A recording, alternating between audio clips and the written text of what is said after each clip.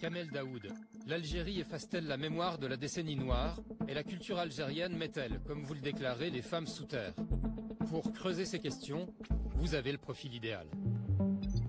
Dans votre roman, Houri, votre personnage principal prénommé Aube, mutilé par un terroriste islamiste pendant les années 90, est devenue muette.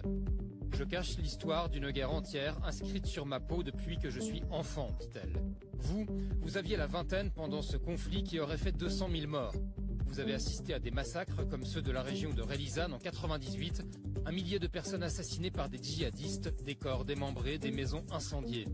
Cela restera l'expérience la plus marquante de ma vie. Vous étiez alors journaliste au quotidien d'Oran et votre liberté de ton vous vaut alors des menaces permanentes. Vous cultivez cette liberté en vous adonnant à la littérature, La fable du nain, La préface du nègre, puis Meursault contre enquête, prix Goncourt du premier roman, ce livre qui prolonge L'étranger de Camus en donnant la parole aux frères de l'arabe tué par Meursault, aborde la question religieuse, votre préoccupation philosophique majeure. Le rapport au religieux, non pas le religieux, est le lieu de notre malaise, est le lieu de notre violence, est le lieu aussi de notre exclusion du reste du monde. Toutes vos œuvres y font référence. Dans Zabor ou les psaumes, fable quasi autobiographique, l'amour du héros pour les livres supplante tous les dogmes.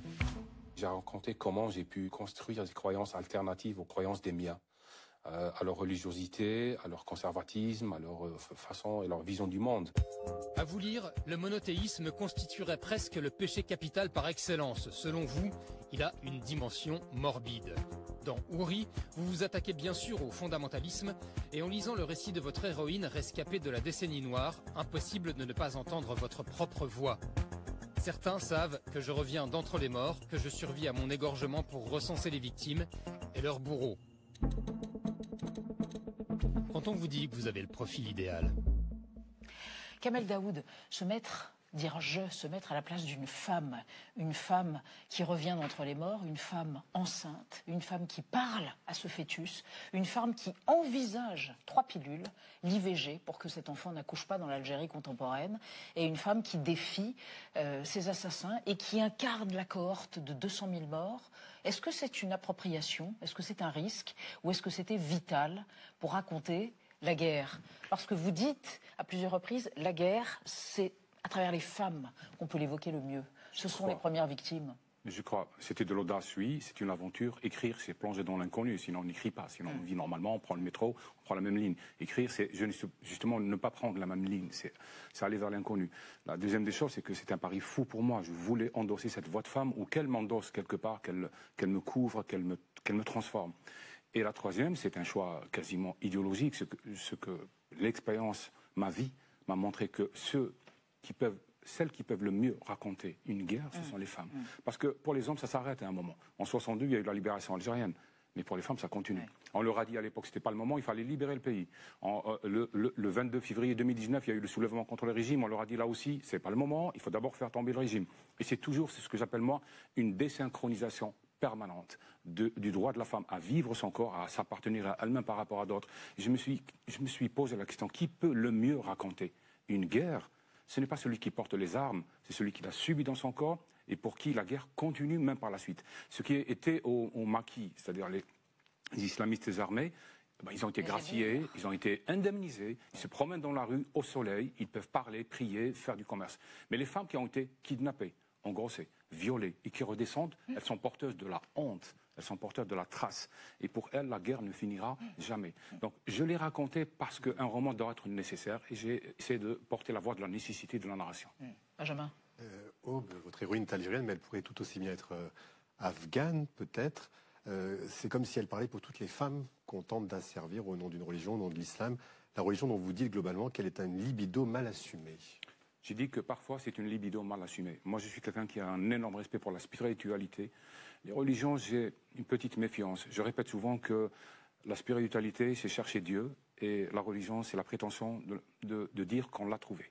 Et donc je reste toujours un peu sceptique. Je préfère que le monde soit une question. Si c'était une réponse, qu'est-ce qu'on va faire? On va rien faire. Donc, est-ce que c'est l'histoire d'une Algérienne? Non, c'est l'histoire des Yézédites, c'est l'histoire des Afghanes, des Iraniennes, des Égyptiennes, des femmes d'ici en Occident, etc. En fait, c'est l'histoire de l'asservissement de la femme et de l'interdit qui lui est opposé en permanence, d'une manière ou d'une autre, à prendre voix et à parler. C'est aussi l'histoire de Scheherazade, qui tenait à distance l'homme qui voulait la tuer en lui racontant des fictions qui lui permettaient de garder la vie aube après aube et nuit après nuit. C'est aussi ça, la fiction comme élément réparateur et vital. Quoique je ne suis pas un grand fervent de Scheherazade. Très bien, dans les mille et une nuits. Ça finit quand même par un pacte de soumission. Ça finit mal. Il y a... on peut le dire, il y a beaucoup d'humour noir à certains moments dans votre roman, Kamel Daoud. Un humour incroyablement courageux, presque héroïque. Vous évoquez un imam cercueil, c'est un surnom. Vous évoquez aussi un imam couteau. Et là, c'est beaucoup moins drôle parce qu'il y a quelque chose de très fort autour de la symbolique du couteau. Vous faites dire par cet imam couteau, c'est son surnom, le sang scelle le contrat avec Dieu. Qu'est-ce que c'est que cette histoire de couteau et de sacrifice? Et d'ailleurs, quand on parle de couteau, on pense à Salman Rushdie, qui a écrit il y a quelque temps un livre autour du couteau. Effectivement. Le couteau, c'était quand même l'instrument de la terreur. Oui. C'est-à-dire, on ne tue pas uniquement par balle. Quand j'écoutais de temps en temps les témoignages des rescapés, des femmes qui fuyaient, qui tentaient de fuir, elles disaient « je fuyais parce que je voulais recevoir une balle dans le dos plutôt qu'être égorgé ». L'égorgement, c'est une mutilation qui va au-delà de la mort, si j'ose un peu, quelque part. Et c'est un moyen de violence encore plus extrême. Mourir, c'est déjà une radicalité. Mais le couteau, c'est autre chose. C'est une mutilation du corps. Et puis, c'est vrai qu'on est dans un univers où le mythe du sacrifice, de l'égorgement est vrai. J'étais très jeune quand j'ai commencé à penser réellement, en sortant un petit peu de cet univers matriciel de religieux, que finalement, dans le monde qu'on appelle arabe, on a sauvé le mouton, mais on a égorgé le fils, pour reprendre un petit peu le mythe d'Abraham. On a sauvé le mouton dans le sens de la soumission. On a un problème de filiation. Nous sommes des peuples, en règle générale, et même partout, il ne faut pas que je stigmatise, comme on dit, nous avons le culte de nos ancêtres au lieu d'avoir celui de nos enfants. Nous avons le culte des gens qui sont morts pour nous au lieu d'avoir le culte des enfants à qui nous allons transmettre la vie. Et moi, j'ai voulu écrire un peu le roman du fils, plutôt que le roman du père ou surtout de l'ancêtre.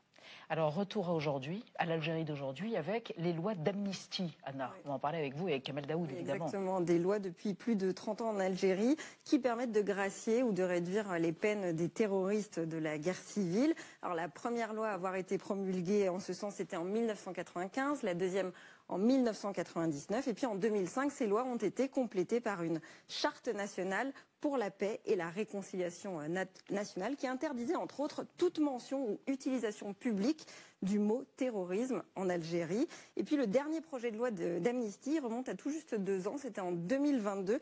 La présidence algérienne avait publié un communiqué annonçant qu'un nouveau texte devait être soumis au Parlement, un texte qui concernait donc 298 condamnés. Alors évidemment, du côté des victimes de cette guerre civile, chacune de ces annonces est vécue à chaque fois comme une nouvelle agression qui rend impossible le deuil. Kamel Daoud, est-ce que ces lois d'amnistie, c'est une façon de nier l'existence même de la guerre civile, de ses victimes et de ses traumatismes? Absolument. C'est un labyrinthe de lois. Vous pouvez les lire, vous allez tomber sur des phrases qui sont quand même, je ne suis pas juriste, mais qui sont hallucinantes. Le juge doit juger toute plainte faite par une personne durant cette décennie comme étant irrecevable. Vous vous êtes fait violer, vous allez déposer une plainte, on vous dit que votre plainte est irrecevable. Donc c'est un labyrinthe de lois, mais il faut retenir 2 choses. C'est qu'à l'époque du référendum sur la réconciliation, les détails du pacte entre le régime et les islamistes n'ont jamais été rendus publics. On ne sait pas sur quoi ils se sont entendus. Il y a des lois qui les couvrent, qui les amnistient, mais on ne sait pas qu'est-ce qu'il y a eu comme accord.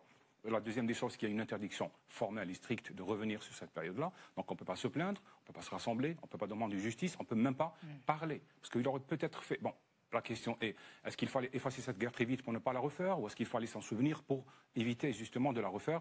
C'est une ambiguïté. Le Rwanda a vécu le dilemme, l'Afrique du Sud, d'autres pays. Mais le fait de ne pas être interdit de parole fait qu'à la fin, il y a eu 2 gagnants et 1 perdant.